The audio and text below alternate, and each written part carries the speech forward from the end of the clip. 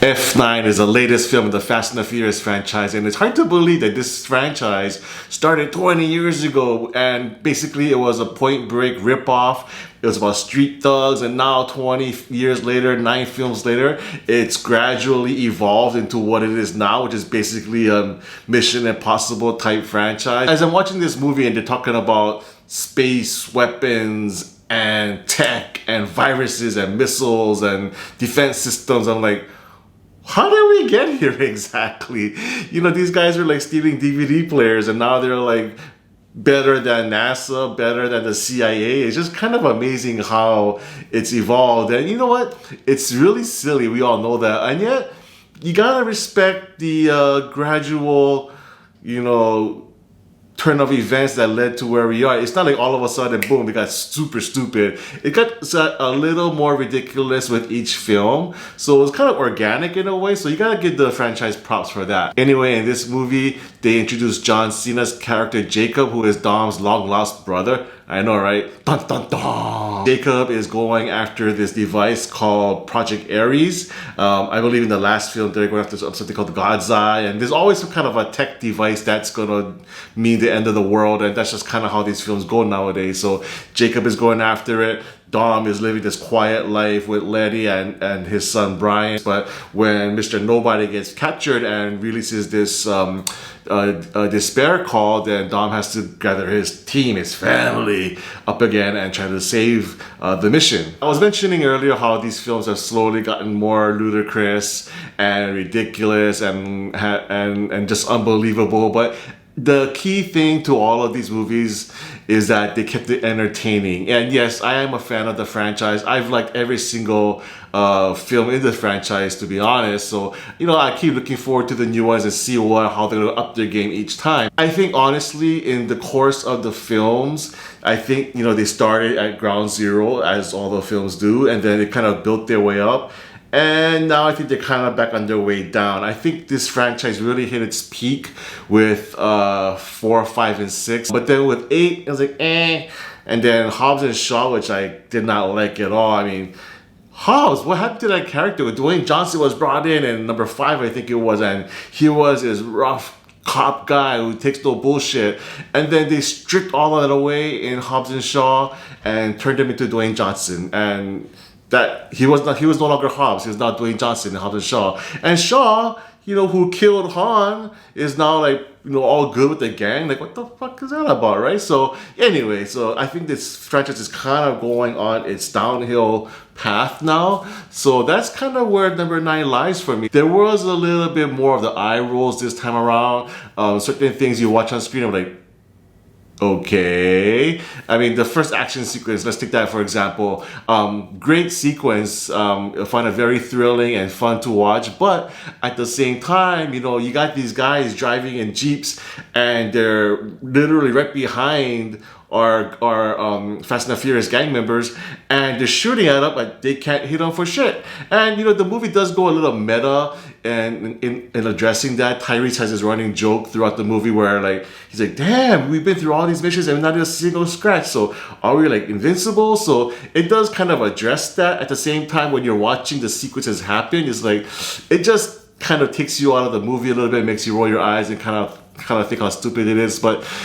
You know, this film is kind of at that point where it just has to do that now. It has to kind of be crazy like that just so that it can top the previous edition. I mentioned the soap opera type of introduction of Jacob's character, and there's several plot twists like that throughout the movie where it's very soap opera-ish. One of them, I'll be honest, is Han's return, and I am a huge fan of Sung Gang, his character Han. I loved him ever since he first made his debut. And no, it was not in Tokyo Drift as everyone might think, but he actually made his character debut in Better Luck Tomorrow, which is Justin Lin's, the director of the Fast and Furious, like half of the movies in the Furious franchise, including number 9. That was Justin Lin's debut film, and that's where the character of Han first made his debut. And I loved that character ever since that movie. So every movie that featured Han, I really look forward to seeing Han on screen. And of course, his character dies in number 3, Tokyo Drift, which is chronologically I don't even know where the hell it stands chronologically. Anyway, but he dies.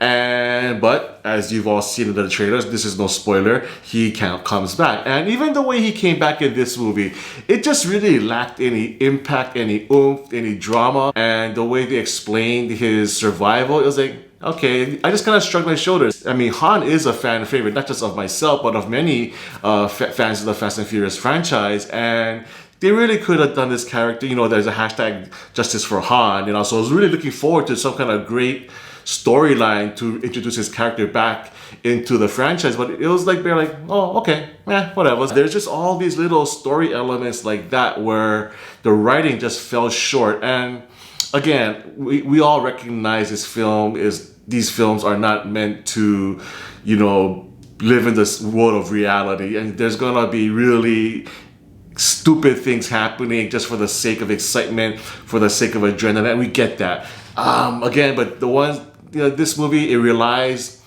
it's kind of a one-trick pony once you get to like the third act of the movie.